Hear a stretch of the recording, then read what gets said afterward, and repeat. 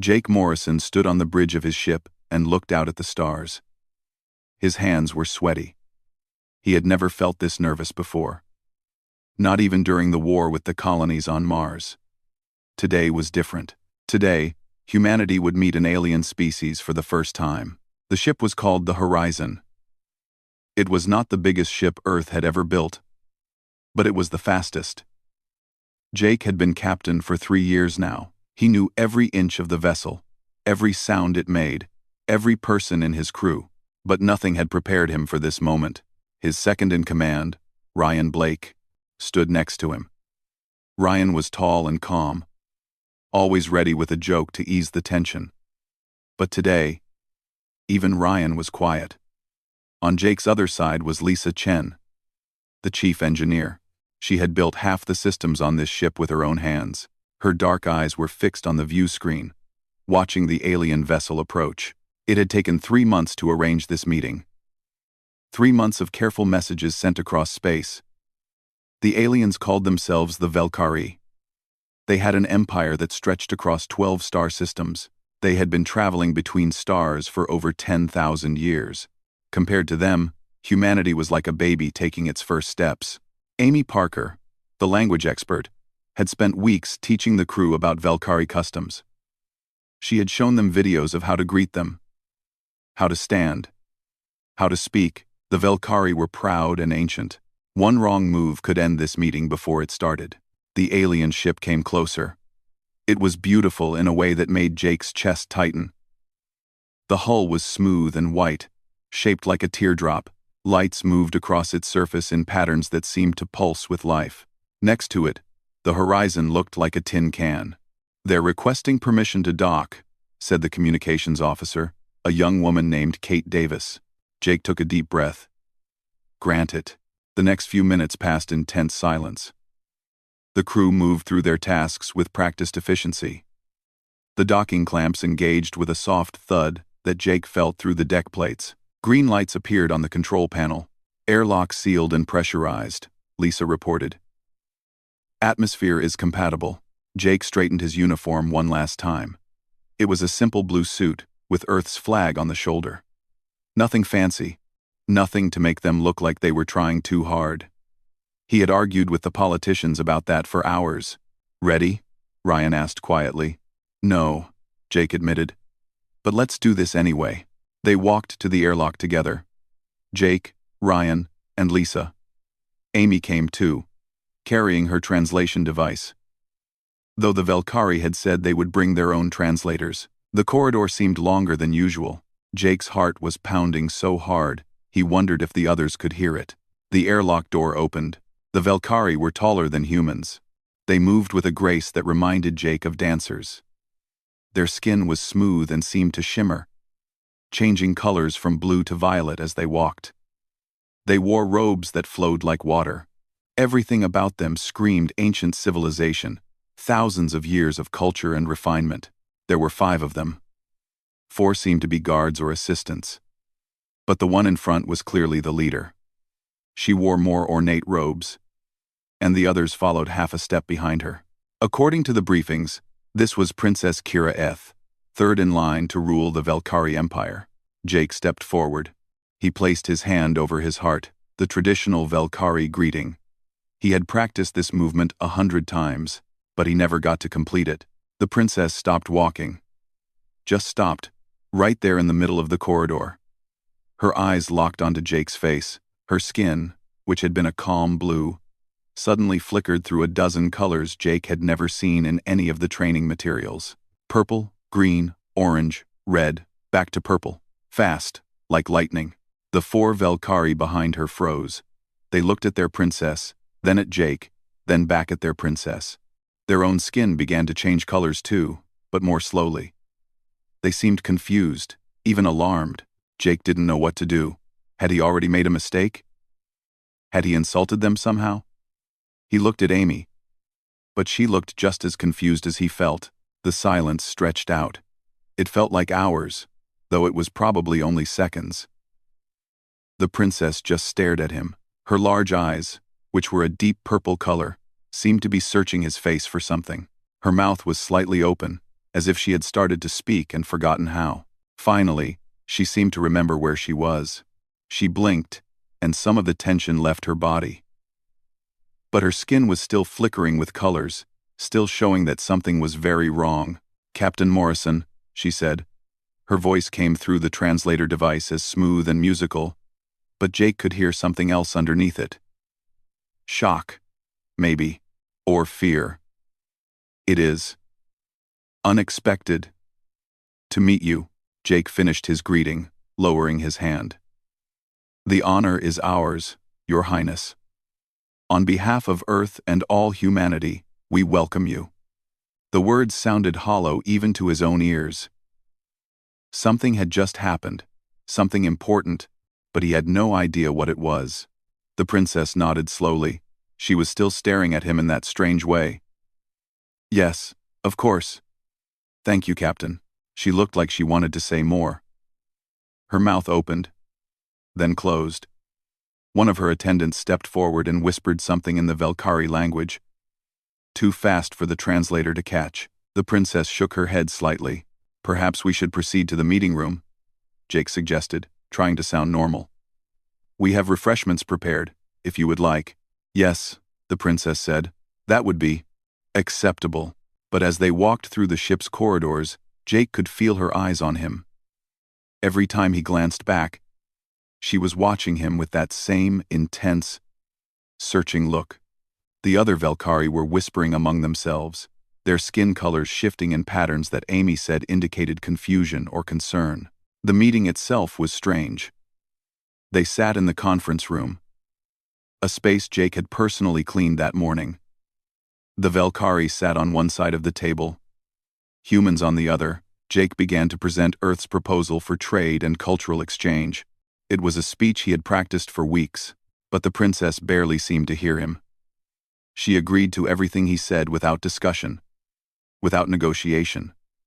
Her advisors kept trying to speak up, but she would raise her hand, and they would fall silent.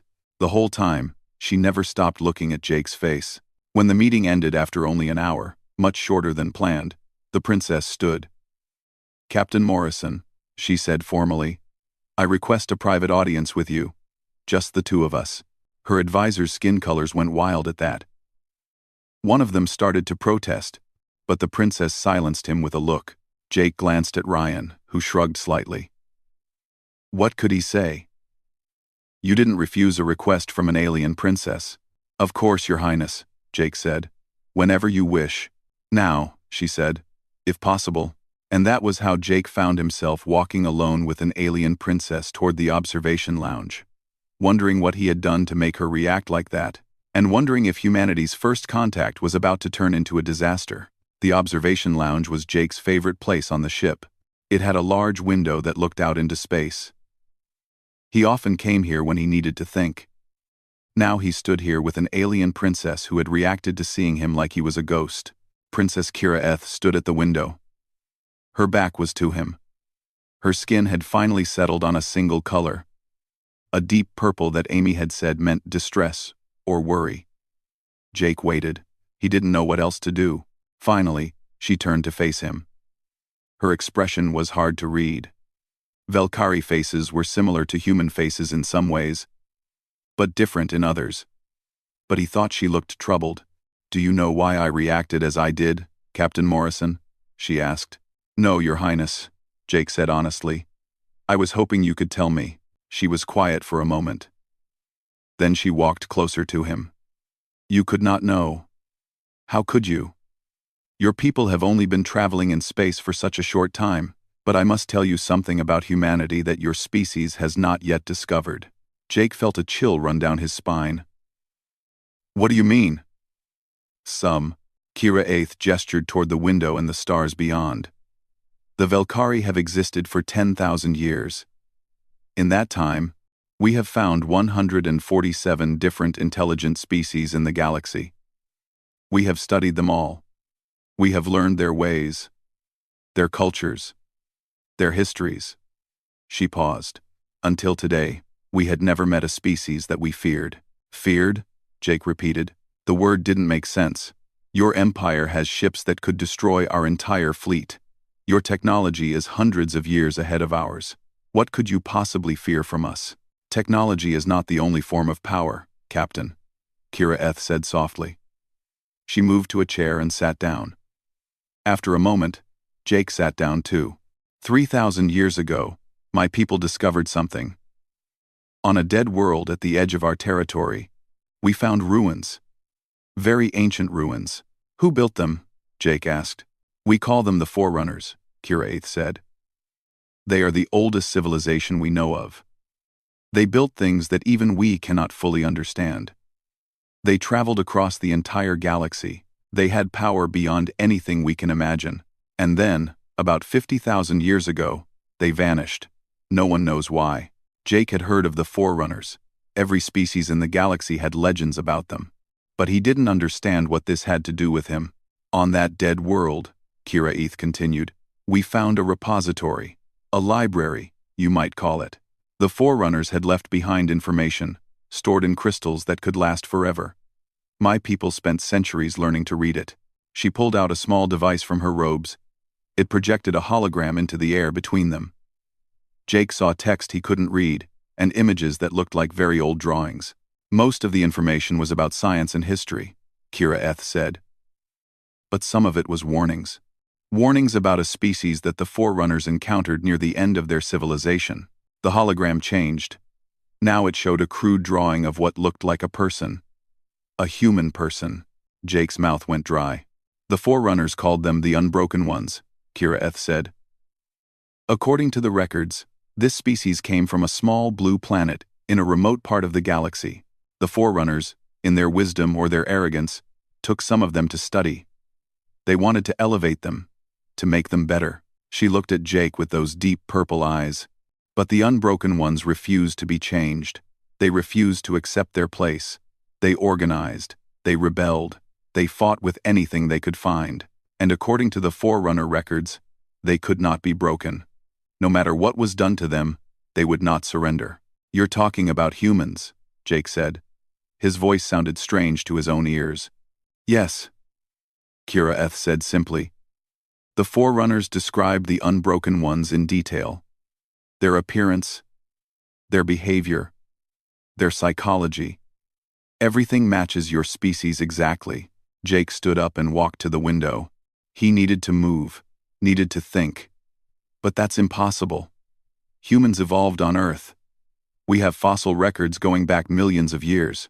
The Forerunners took specimens, Kira Eth explained. According to the records, they took a small number from your world, 50,000 years ago. Your ancestors who remained on Earth continued to evolve naturally, but the ones who were taken, they caused problems. She brought up more images. Jake saw drawings of humans in strange buildings, humans holding primitive weapons, humans standing over broken machines. The records describe how the Unbroken Ones learned to sabotage Forerunner systems, how they refused to follow orders, how they spread their rebellion to other captive species. The Forerunners, who had never failed to control a species before, could not control them. What happened? Jake asked. Kira Eth's skin flickered. The records become unclear. There are gaps, as if information was deliberately destroyed, but the final entries describe catastrophic system failures across multiple Forerunner worlds, facilities going dark, communication networks collapsing. The last message we found was a warning. She expanded one final hologram. It showed text in the Forerunner language, along with a simple image of a human figure with a red mark through it. It warns other Forerunners to avoid the Unbroken Ones at all costs. It says to never again interfere with the species on the blue world. And it says, she hesitated. It says that the Unbroken Ones were the beginning of the end. Jake felt like the floor had dropped out from under him. You're saying humans destroyed the Forerunner civilization? I'm saying the Forerunners feared you enough to abandon an entire region of space, the greatest civilization the galaxy has ever known, brought to its knees by a species that barely understood fire.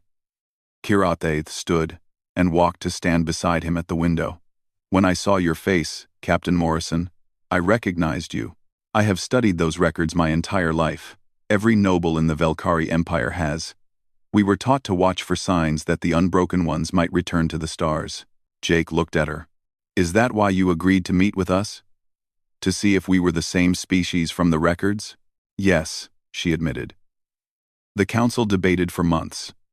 Some wanted to refuse all contact with Earth. Others thought the records were just legends, that they couldn't possibly be real. I volunteered to come because I had to know the truth. And now you do, Jake said. What happens now? Kira Eth turned to face him fully. Now I must report to the Velkari Council. I must tell them that humanity is indeed the unbroken ones. And then the council will have to decide what to do about it. What are the options? Jake asked, though he thought he could guess. The council could welcome humanity into the galactic community, Kira Eth said. Share our knowledge and technology. Build trade relationships and alliances. She paused. Or, they could decide that humanity is too dangerous. They could try to quarantine your entire solar system, keep you contained on your own world. That's not right, Jake said, anger rising in his chest. We haven't done anything wrong. We're not the same as those ancient humans. We've changed, grown. We've built a peaceful world. Have you? Kira Eth asked gently. Captain, your planet has been at war for most of its recorded history. You have built weapons that can destroy your entire world. You consume resources faster than any other species we've studied. In just 60 years of space travel, you've spread across your solar system, and now you're reaching for the stars beyond.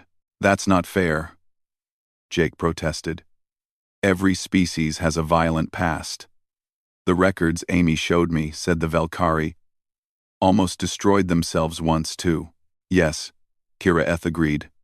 And it took us 3,000 years to reach the stars after we nearly destroyed ourselves. It took you 60 years. You advance faster than any species we've ever seen. You solve problems that should take decades in mere years. You refuse to accept limitations. She put her hand on the window, looking out at Earth in the distance. The Forerunners were powerful beyond measure. And yet they feared you. That fear was enough to make them abandon their experiments and flee. Can you understand why that terrifies the Velkari Council? Jake was quiet for a long moment. Finally, he said, What do you think, personally? Kira Eth looked at him. Her skin shifted to a softer color, something between blue and green. I think, she said slowly, that fear is a poor foundation for policy. I think that trying to contain humanity would only make you more dangerous, not less. When faced with obstacles, you don't surrender. You overcome them. That's what the records show. That's what your history shows. So what will you tell the council? Jake asked. The truth, Kira Eth said. That humanity is the unbroken ones returned. That you possess the same traits the Forerunners described. And that we have a choice to make. She met his eyes. We can be your friends, or we can be your enemies. But we cannot ignore you. That time is past, Jake nodded slowly. When will the council meet? Soon, Kira Eth said. I will send my report as soon as I return to my ship. The council will convene within days. And we just wait? Jake asked. You wait, Kira Eth confirmed. And you hope that the council chooses wisdom over fear. She turned to leave, then stopped. Captain Morrison, I want you to know something. When I stopped cold and saw you, it was not just recognition. It was also hope. Hope? Jake repeated, surprised. The galaxy has become stagnant, Kira Eth said softly. We travel between stars, but we have forgotten how to dream of new things. We have knowledge, but we have lost the hunger to learn. Perhaps the unbroken ones are exactly what we need. Even if the thought frightens us. She left then, leaving Jake alone with his thoughts and the stars outside the window. Jake didn't sleep that night. He kept thinking about what Princess Kira Eth had told him. Humans were the unbroken ones, the species that had somehow brought down the greatest civilization in galactic history.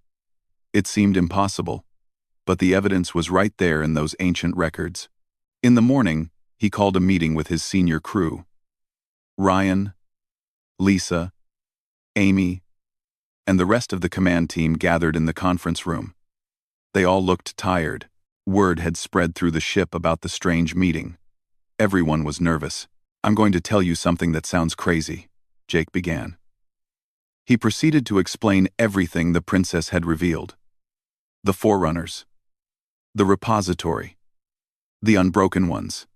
The ancient humans who had been taken from Earth 50,000 years ago. When he finished, there was silence. Then Lisa spoke up. "So you're telling us that our ancestors somehow destroyed an advanced alien civilization?" Not destroyed," Jake corrected. "At least, not directly. But the Forerunners feared them enough to abandon that whole region of space." Amy was shaking her head. "This is incredible. Do you know what this means for anthropology? For our understanding of human history? Those ancient humans might have brought back knowledge, stories. It could explain so many mysteries. It explains why they fear us," Ryan said quietly. "The Valkyrie, I mean. If I were them, and I'd read those records, I'd be scared too." "Are we really that dangerous?" asked Kate Davis. "I mean, we're trying to be peaceful. We're reaching out to make friends, not enemies." Jake thought about that. "I don't think it's about what we intend. It's about what we're capable of. Think about our history. Every time we've faced something impossible, we've found a way. Diseases that killed millions, we made vaccines. Needed to fly, we built airplanes. Wanted to go to the moon? We went. The Valkyrie see that, and they wonder what happens when we decide we want something they have." "But we're not conquerors," Lisa protested. "Aren't we?" Amy said softly. "Lisa, humans have conquered every environment on Earth. The deserts, the Arctic, the oceans, the sky. We've even started conquering space. We don't think of it as conquest, because it's not about defeating other people. But we do have this drive to push forward, to expand, to never accept limits. The question is," Ryan said, "what do we do now?" "The Valkyrie Council is going to meet. They're going to decide if we're allowed to join the galactic community or if they're going to lock us away." "We prepare," Jake said. "We prepare for whatever comes next." 2 days later, the message came. The Galactic Council had convened. They wanted human representatives to attend. It was happening on the Valkyrie homeworld, and it would be the largest gathering of alien species in 300 years. Jake was given permission to bring a small delegation. He chose Ryan, Amy, and a military advisor named Ben Harris. Ben was an older man, a veteran of the Mars conflicts, with gray hair and calm eyes. If things went badly, Ben would know what to do. The trip to the Valkyrie homeworld took 5 days, even with their fastest ship. Jake used the time to study everything Amy could tell him about the different alien species they would meet. There would be the insect-like Kresh, who lived in massive hive cities. The Mirkai, who were aquatic and needed special suits to survive on land. The crystalline Shalar, who communicated through light patterns. And dozens more. When they finally arrived, Jake was stunned by what he saw. The Valkyrie homeworld was beautiful beyond words. Cities that seemed to grow from the ground like crystals. Towers that reached toward the sky. Gardens that stretched for miles. Everything was elegant, refined, ancient. They were taken to the council chamber. It was enormous, carved from a single piece of crystal that seemed to glow from within.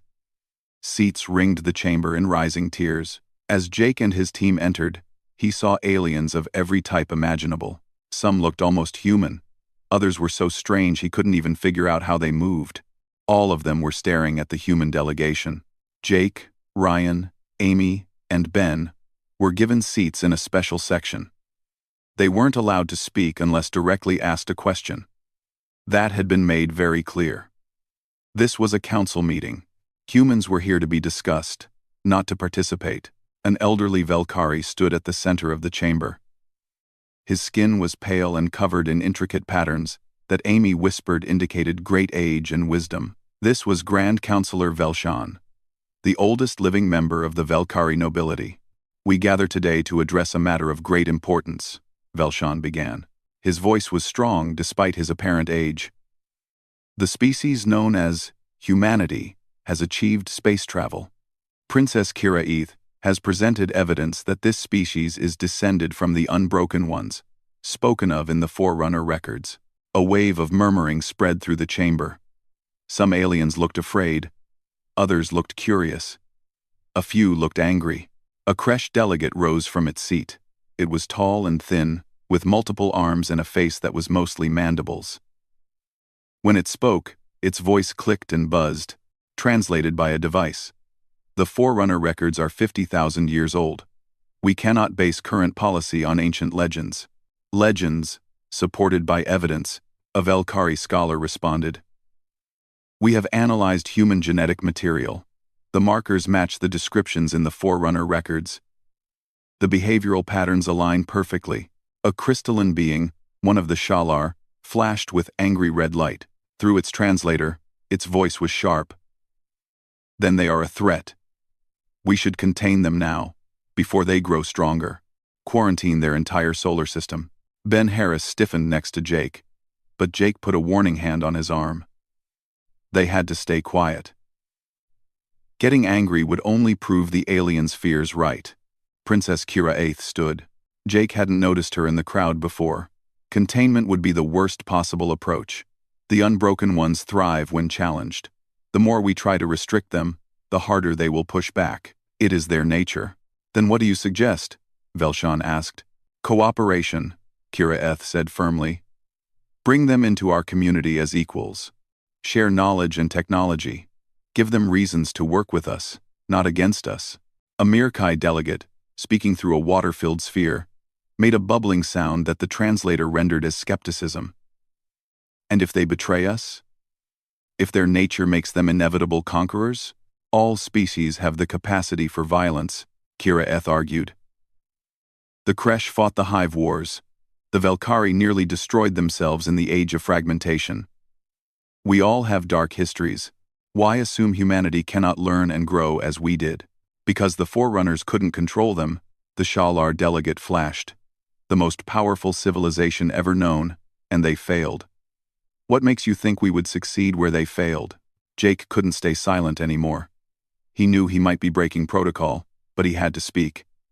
He stood up. The entire chamber went quiet. Hundreds of alien eyes turned to look at him. May I speak? He asked, looking at Grand Counselor Velshan. Velshan studied him for a long moment. Jake thought he saw curiosity in those old eyes. Finally, the counselor nodded. You may. Jake took a breath. You're judging us based on what our ancestors did 50,000 years ago. But think about the context. Those humans were kidnapped.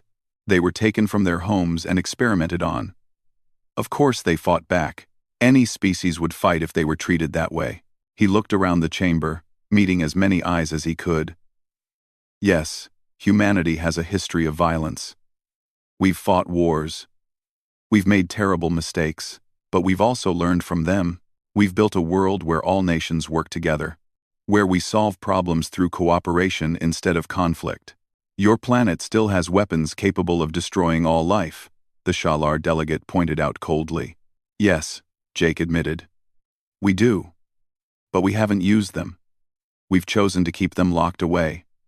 To never use them again. That's growth. That's learning from our mistakes. Amy stood up next to him. Every species in this chamber had to overcome its violent past. You all made that same choice. To be better than you were. Why do you assume humans can't make the same choice? Because you advanced too quickly, a new voice said. It was a tall alien, with blue skin and 4 arms, a species Jake didn't recognize. In 60 years, you went from basic rockets to interstellar ships. Other species take centuries to make that progress. Your rate of advancement is unsettling. Maybe, Ryan said, standing up too. Or maybe you could see it as an asset. We think differently. We solve problems in new ways.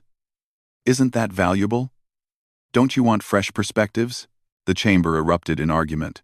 Aliens were shouting at each other, their translators struggling to keep up. Some were clearly on humanity's side. Others were firmly against. The rest seemed uncertain. Grand Counselor Velshan raised his hand. Slowly, the chamber quieted. This debate will not be resolved today, he said. The council will need time to deliberate. We will hear testimony from experts. We will review all available evidence. And then, we will make our decision. He looked directly at Jake. Humanity will have its answer in 3 days. As they were escorted from the chamber, Jake felt the weight of hundreds of stairs on his back. 3 days. In 3 days, the galaxy would decide if humanity was worthy of joining them, or if they would be locked away, alone in their own solar system. Princess Kira found him later that evening. You spoke well today, she said. I broke protocol, Jake said. Yes. But you needed to. The council needed to see you as more than just an entry in an ancient database. She paused. The debate is fierce, Captain. The votes could go either way. Thank you for watching. The Sinspart. The Karpovai were paused. What do you think will happen? Jake asked. Kira's skin flickered with colors Jake was learning to read. Uncertainty, worry, but also something else. Something that might have been hope. I think, she said slowly, that the galaxy is about to change. One way or another. The 3 days of waiting were the longest of Jake's life. The human delegation was given quarters in a building near the council chamber. The rooms were beautiful, with walls that seemed to shift colors and furniture that adjusted to their bodies. But beauty didn't make the waiting any easier. Jake spent his time walking through the gardens outside. The Velkari homeworld was peaceful in a way Earth had never been. Birds sang in trees that grew in impossible spirals. Water flowed in streams that defied gravity. Everything was carefully designed, perfectly balanced. It was the product of 10,000 years of civilization. On the second day, Princess Kira visited. She found Jake sitting by a fountain that played music as the water moved. How is the council leaning? Jake asked without preamble. Kira sat down beside him. Her skin was a troubled gray color. It's very close. About half want to accept humanity. They see you as a potential ally, a source of new ideas and energy. And the other half? They want to quarantine Earth. Some are pushing for complete isolation. No trade, no communication, nothing. They want to pretend humanity doesn't exist and hope you never develop the technology to leave your solar system. Jake felt his chest tighten. Can they do that? Legally, I mean, the council has that authority, Kiraeth said. If they determine a species is a threat to galactic stability, they can enforce a quarantine. It's been done 3 times before in recorded history. What happened to those species? 2 of them are still quarantined. They never developed beyond their home systems. The third. She paused. The third destroyed itself in a nuclear war about 2,000 years ago. The radiation signatures are still detectable. They sat in silence for a moment, listening to the musical fountain. I've been thinking about what you told me, Jake said finally. About the unbroken ones. About how we refuse to accept limits. Yes, maybe that's exactly why you should let us join you, Jake said. Not in spite of it, but because of it. You said yourself that the galaxy has become stagnant. Maybe you need someone who doesn't know when to quit. Kira looked at him with those deep, purple eyes. That argument has been made. But it's hard to convince people to embrace what they fear. What do you fear most about us? Jake asked. Really? Kira thought for a long time before answering. I think, she said slowly, we fear that you will change everything. The galaxy has been stable for so long. We know our place in it. We know the rules. And then you arrive, with your strange ideas and your refusal to accept those rules. And suddenly everything feels uncertain. Change isn't always bad, Jake said. No, Kira agreed. But it's always frightening. On the third day, Jake was summoned back to the council chamber. His hands were shaking as he put on his uniform. Ryan, Amy, and Ben were equally nervous. They all knew what was at stake. The council chamber was packed. Even more aliens had arrived since the first meeting. Some had traveled for days just to be present for the vote. The air hummed with tension. Grand Counselor Velshan stood at the center. He looked older than before, as if the weight of this decision had aged him. The Galactic Council has deliberated, he began. His voice echoed through the crystal chamber. "We have heard testimony from experts in history, biology, and social development. We have reviewed the Forerunner records in detail. We have debated the merits and dangers of accepting humanity into our community." He paused. The silence was absolute. "We acknowledge the concerns raised about humanity's potential threat to galactic stability. The historical evidence of the Unbroken Ones cannot be ignored. The fall of the Forerunner civilization stands as a warning across the ages." Jake's heart sank. This sounded like a rejection. "However," Velshan continued, "we also acknowledge humanity's demonstrated capacity for cooperation, innovation, and growth. We recognize that fear-based policy has never produced lasting peace. We have seen, in our interactions with Captain Morrison and his crew, individuals who seek friendship rather than conflict." The old counselor's gaze swept across the chamber before settling on Jake. "Therefore, the Galactic Council, by a vote of 78 to 69, extends an invitation to humanity. You will be granted provisional membership in the Galactic Union." Relief flooded through Jake so powerfully that his knees almost gave out. Ryan grabbed his arm to steady him. "You will have access to our trade networks," Velshan continued. "You will have access to our knowledge archives. You will have representation in council matters that affect your interests. In return, you will abide by galactic law. You will contribute to the common defense. You will respect the sovereignty of other species." "We accept," Jake said, his voice strong despite the emotion churning inside him. "On behalf of Earth and all humanity, we accept these terms with gratitude. But understand this," Velshan said, and his voice grew harder. "Your membership is provisional. You will be monitored closely. Any aggression toward member species will result in immediate expulsion and quarantine. Any violation of galactic law will be met with severe consequences." "We understand," Jake said. "And we will prove ourselves worthy of your trust." Velshan nodded. Then, unexpectedly, he smiled. It was a small smile, but genuine. "I hope you do, Captain Morrison. I truly hope you do, because despite my fears, despite the concerns of many in this chamber, I find myself curious to see what humanity will accomplish now that you have the stars to explore." The chamber erupted in noise. Some aliens were cheering, others were clearly angry, their skin colors flashing with displeasure or their translator devices spitting out sharp words. But the decision was made. Princess Kiraeth pushed through the crowd to reach Jake. Her skin was a brilliant gold color that Amy had taught him meant joy or celebration. "Congratulations, Captain," she said. "Thank you," Jake replied. "For everything. I don't think we would have gotten this vote without you." "Perhaps not," Kiraeth said. "But you earned it with your words and your actions. You showed the Council that humans are more than the Forerunner's warnings suggested." Then Velshan appeared beside them. "Princess Kiraeth, the Council has one more matter to address regarding humanity." "Yes, Grand Counselor." "You were the first to recognize humanity's true nature. You have studied the Forerunner records more extensively than anyone. You have already established a rapport with their leadership." He paused. "Therefore, the Council requests that you serve as the Velkari ambassador to Earth. You will facilitate humanity's integration into galactic society." Kiraeth's skin flashed through several colors in rapid succession. "Surprise," Jake guessed. "Maybe concern." But then, it settled on that golden color again. "It would be my honor, Grand Counselor," she said. Velshan nodded. "Then it is settled." He looked at Jake.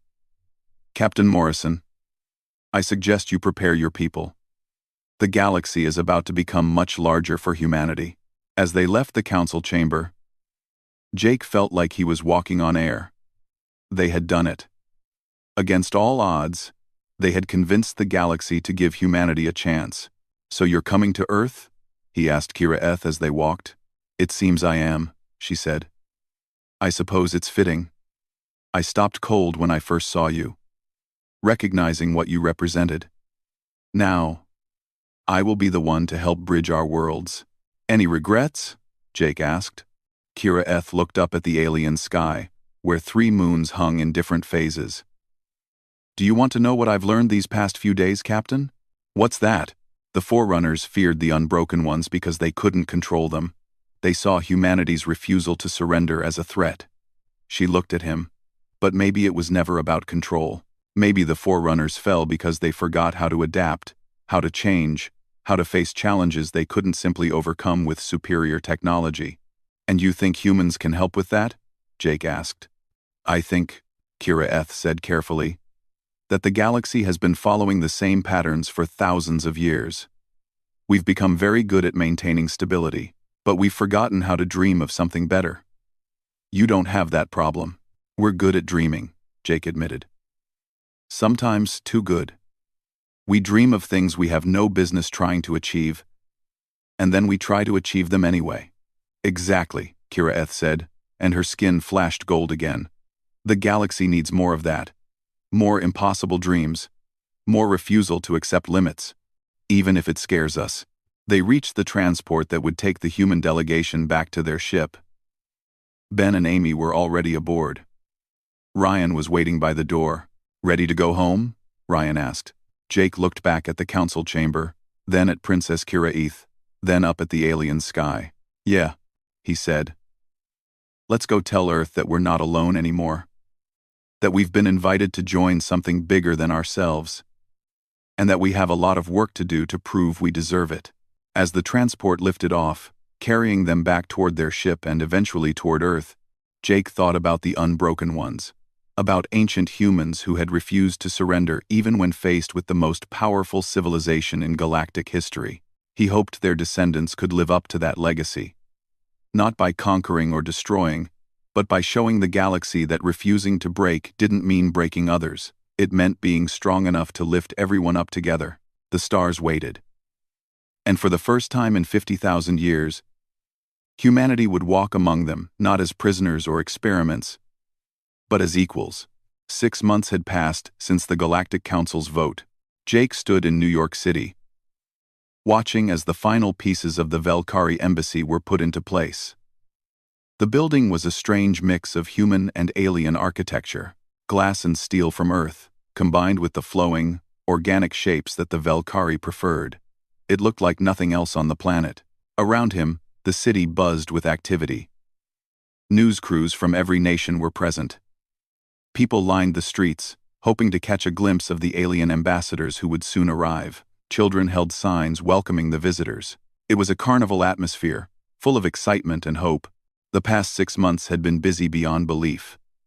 Trade agreements had been negotiated and signed. Human scientists were studying Velkari technology, trying to understand systems that seemed to run on principles that didn't quite match Earth physics.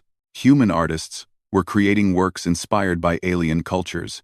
Human students were applying for exchange programs that would let them study on other worlds. Not everything had been easy. There were protests, too. People who feared the aliens, who thought humanity was moving too fast, who wanted Earth to remain isolated and independent. Jake understood their concerns. Change was frightening, especially change this big, but overall, the response had been positive. Humanity had dreamed of meeting aliens for centuries. Now that dream was real, and most people were eager to embrace it. Princess Kira Eth had been on Earth for 3 months now. She had taken to human culture with surprising enthusiasm. Jake had seen her trying pizza for the first time, her skin flashing with colors of surprise and delight. He had watched her attend a baseball game and try to understand the rules. He had shown her the Grand Canyon, and she had stood at the edge for an hour, just staring at the vast expanse. "Your planet is beautiful," she had said. "Wild in ways that other worlds aren't. Most civilizations tame their worlds completely, but Earth still has places where nature dominates. We're working on finding a balance," Jake had replied. "Between civilization and wilderness. Between progress and preservation. Between progress, we're working on finding a balance." "That's very human," Kira Eth had said with what Jake was learning to recognize as her version of a smile. Always trying to have both, refusing to choose one or the other. Now, as the dedication ceremony for the embassy approached, Jake saw her walking toward him through the crowd. She wore robes that combined Valkyrie design with human fabrics. She had explained that it was important to show respect for both cultures. "Are you nervous?" Jake asked her. "Terrified," Kira Eth admitted. Her skin was flickering between several colors. "This is the first permanent alien embassy on Earth. What if something goes wrong? What if I make a mistake that damages relations between our peoples?" "You won't," Jake assured her. "You've been perfect these past months. You've handled every challenge with grace." "Not every challenge," Kira Eth said. "I still don't understand your coffee.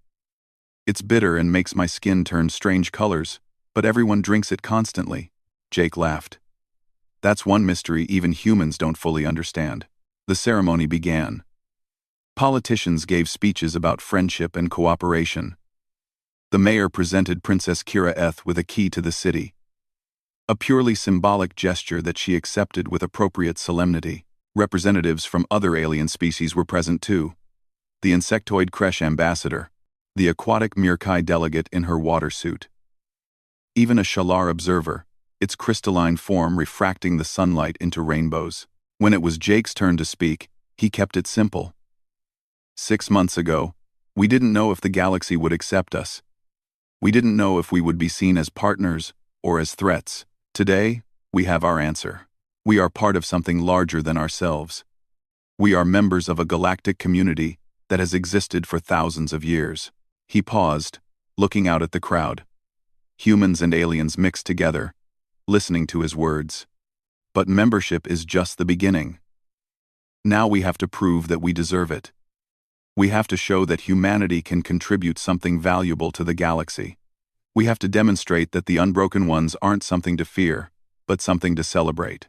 When the speeches ended, Jake found himself standing with Kira Eth on the embassy's observation deck. Below them, the party continued. Music played, a fusion of human and alien styles that somehow worked together. People danced and talked and laughed. "You've done well," Kira Eth said softly. "Humanity has exceeded every expectation." "We've had a good teacher," Jake replied. "You've been patient with us, answering our questions, explaining galactic customs, helping us avoid mistakes. I had an advantage," Kira Eth said. "I knew what to expect. I had studied the records of the Unbroken Ones. I knew you would be curious, energetic, sometimes reckless, but I also knew you would be genuine in your desire to learn." She turned to look at him. "Do you know what surprised me most about humanity?" "What?" "Your emotions," Kira Eth said. "The Forerunner records described humans as emotionally intense. I expected that to be a problem, something that would make you unpredictable and dangerous. But instead, I've found it to be your greatest strength." "How so?" Jake asked. "Most species in the galaxy have learned to moderate their feelings. We're calm, rational, controlled. It makes us stable, but it also makes us distant. We've lost something in all that control." She gestured to the party below. "But humans feel everything deeply. Joy, sadness, anger, hope. And you're not afraid to show it. It makes you more alive somehow." "It also makes us messy," Jake said. "We make decisions based on emotion that we later regret. We fight over things that don't really matter. We let our feelings cloud our judgment." "Yes," Kira Eth agreed. "But you also love fiercely. You dream passionately. You create art that moves people. You fight for causes you believe in. Even when it's not rational to do so, the galaxy has forgotten how to do those things." She was quiet for a moment, then continued. "I've been thinking about the Forerunners a lot lately. About why they really fell. The records say it was because of the Unbroken Ones, because of human rebellion. But I wonder if that's the whole truth." "What do you think happened?" Jake asked. "I think the Forerunners had become so powerful, so advanced, that they forgot what it meant to struggle. They could solve any problem with their technology. They could control any situation with their power, and so they became arrogant. They thought they could control humans too, could change them into something more refined." Kira Eth's skin shifted to a thoughtful blue. But humans refused to be controlled. You fought back with everything you had, even though it should have been hopeless. And I think that shook the Forerunners to their core. It showed them that all their power, all their technology, couldn't overcome one simple truth. What truth? Jake asked. That freedom matters more than comfort. That the spirit that refuses to be broken is more powerful than any weapon or any wall. She looked at him. The Forerunners tried to suppress that spirit, and in doing so, they destroyed themselves. Jake thought about that. About ancient humans, taken from their homes, fighting against impossible odds. About the choice to resist, even when resistance seemed futile. So what happens now? He asked. Humanity is part of the galactic community. We have access to knowledge and technology that will transform our civilization. Where do we go from here? Wherever you want, Kira Eighth said simply. That's what membership means. You're free to explore, to trade, to learn, to grow. The galaxy is open to you. And if we make mistakes? Jake asked. If we mess up this opportunity? Then you'll learn from your mistakes and try again, Kira Eth said. That's what the unbroken ones do. You don't let failure stop you. You just find another way forward. Below them, someone started playing a human song. Jake recognized it immediately. Here Comes the Sun by the Beatles. One of the most optimistic songs ever written. Aliens were trying to dance to it. Their movements awkward but enthusiastic. Kira Eighth laughed, a sound that Jake had learned meant genuine delight. Your music is wonderful. So full of hope and energy. We've got good music for every occasion, Jake said. Songs about love, loss, joy, anger. Songs about fighting for what's right. Songs about refusing to give up. Songs of the unbroken ones. Kira Eth said softly. I guess so, Jake agreed. They stood in comfortable silence for a while, watching the celebration below. Finally, Kira Eth spoke again. You asked me once what I feared most about humanity. Do you remember? I remember, Jake said. I told you we feared that you would change everything. That you would disrupt our stable, comfortable galaxy. She paused. I was right to fear that. You are changing things. Already, I see it. Other species are looking at humanity and asking questions they haven't asked in centuries. Why do we do things this way? Could there be a better way? What have we forgotten in all our years of stability? Is that a bad thing? Jake asked. No, Kira Eighth said firmly. It's exactly what we needed. The galaxy was dying. Slowly. From lack of challenges. We had become so good at maintaining what we had that we forgot how to strive for something better. You're reminding us. She turned to face him fully. When I stopped cold and saw you for the first time, I saw a threat. An echo of something that had destroyed the greatest civilization in galactic history. I was terrified. And now? Jake asked. Now I see a friend, Kira Eth said simply. I see a species that will push the galaxy to be better. That will challenge our assumptions and force us to grow. That will show us that it's okay to dream of impossible things. We're good at impossible things, Jake said with a smile. Yes, you are. Kira Eth agreed. The Forerunners learned that. Now the rest of the galaxy will learn it too. But this time, instead of fearing it, we'll embrace it. The party continued late into the night. Humans and aliens mingling, sharing stories and laughter. Building friendships that would have seemed impossible just months before. Jake stayed until the end, watching it all with a sense of wonder. Tomorrow, the real work would begin. Trade routes to establish. Scientific collaborations to organize. Cultural exchanges to plan. Humanity had a lot to learn about the galaxy. And the galaxy had a lot to learn about humanity. But tonight was for celebration.